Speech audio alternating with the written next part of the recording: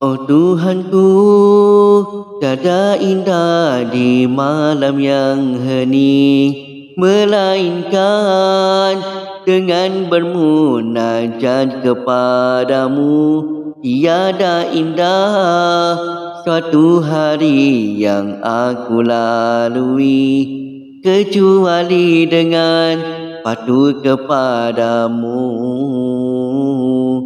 Oh Tuhanku, tiada indah hidup di dunia, melainkan berzikir dan menyebut namamu. Tiada indah tiba di akhirat yang abadi, kecuali dengan keampunanmu.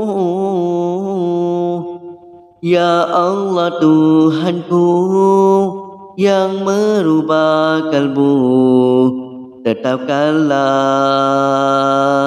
hatiku. Moga sentiasa dalam agamamu, jua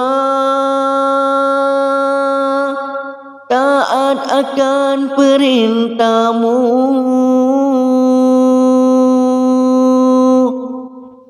Tuhan, tak bebankan kami dengan bebanan yang berat, seperti yang pernah Kau berikan kepada umat yang terdahulu dari kami.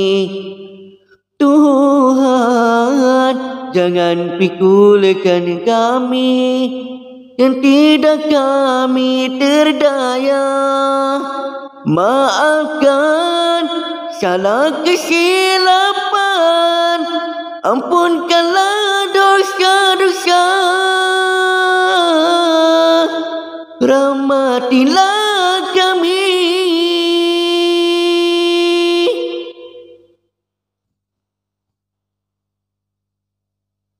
Ya Allah Tuhanku yang merubah kalbu, tetapkanlah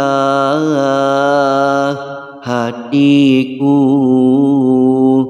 Moga sentiasa dalam agamamu, jua taat akan perintahmu.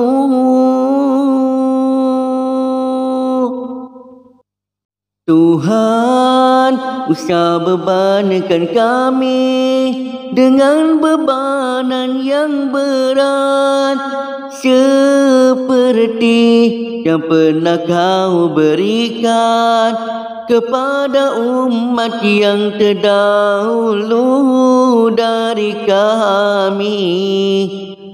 Tuhan, dan jangan pikulkan kami dan tidak kami terdaya. Maafkan salah kesilapan, ampunkanlah dosa-dosa,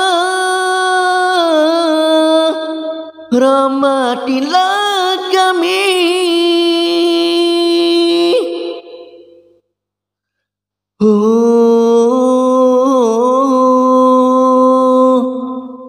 Ya Allah.